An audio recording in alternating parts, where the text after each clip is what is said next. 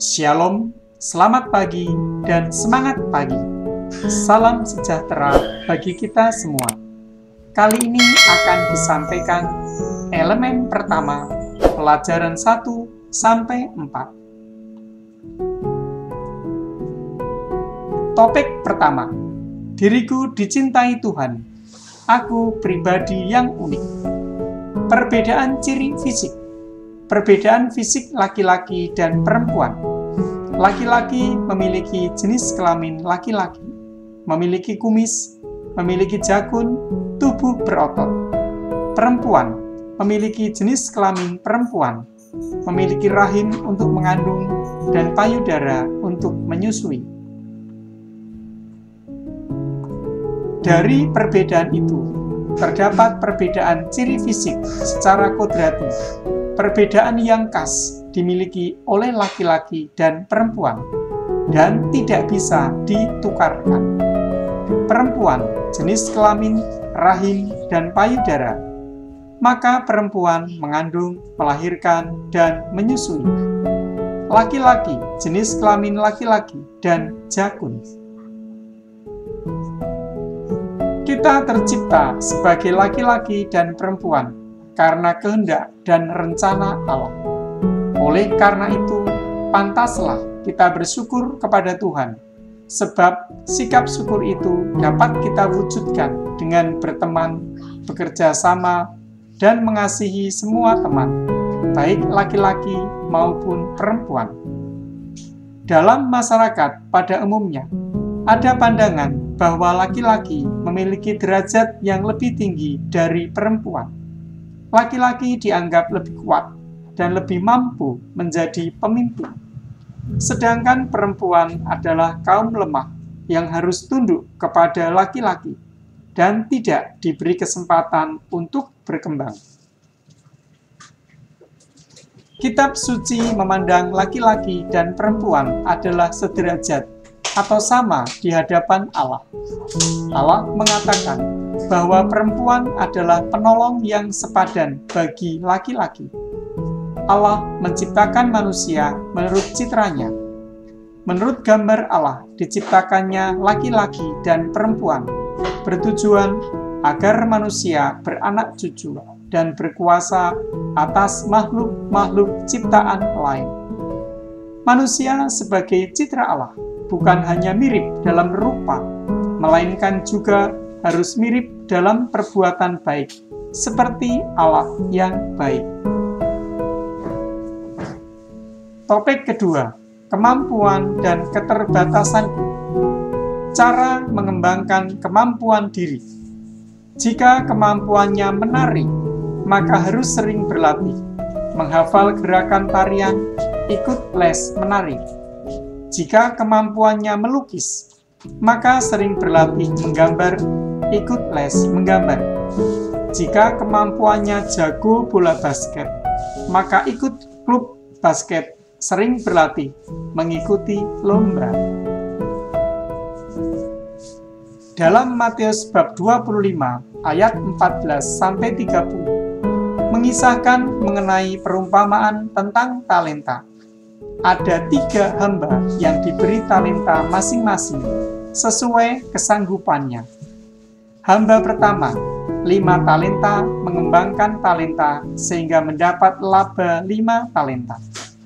Hamba kedua, 2 talenta, mengembangkan talenta sehingga mendapat laba 2 talenta. Hamba ketiga, 1 talenta, tetapi ia pergi menggali lubang di tanah dan menyembunyikannya dan tidak mendapatkan laba. Akibat yang diterima oleh hamba ketiga yang tidak mengembangkan talenta ialah talenta diambil daripadanya dan dicampakkan ke dalam kegelapan. Perlakuan Tuhan terhadap hamba yang mengembangkan talenta adalah memuji dan memberikan tanggung jawab dalam perkara besar, serta masuk dalam kebahagiaan tuannya. Topik ketiga, lingkungan turut mengembangkan diriku. Lingkungan adalah semua tempat di mana kita berada.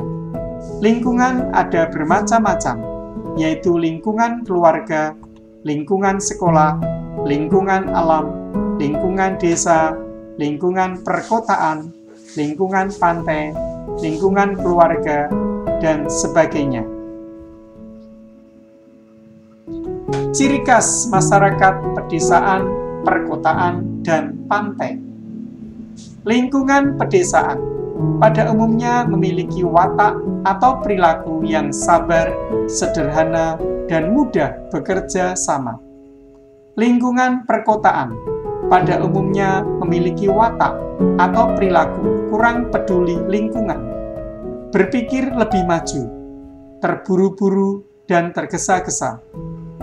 Lingkungan pantai biasanya memiliki watak atau perilaku suka bekerja keras, berkarakter keras, dan menyukai tantangan.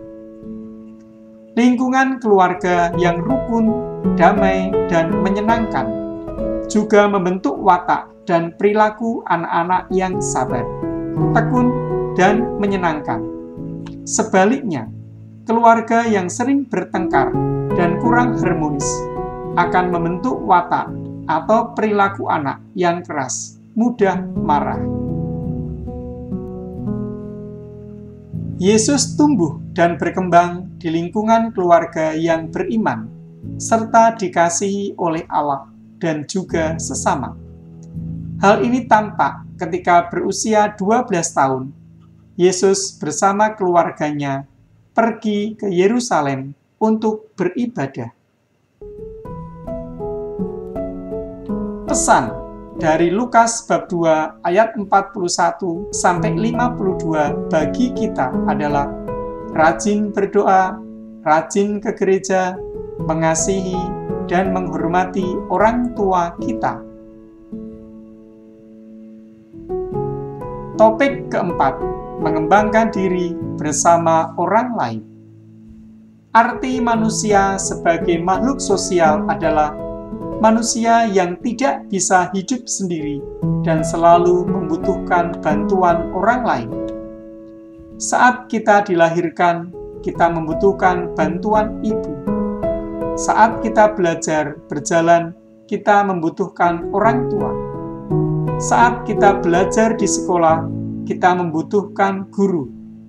Saat kita sakit, kita membutuhkan dokter.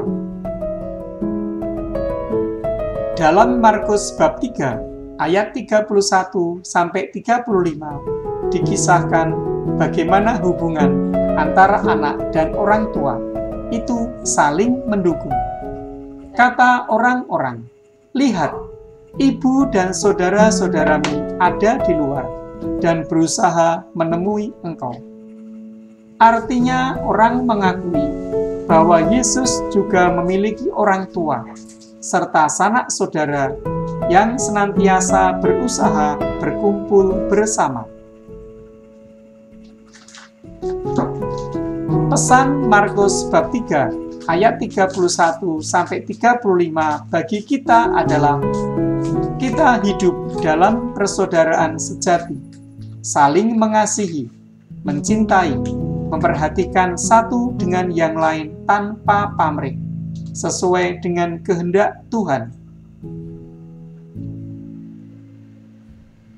Terima kasih.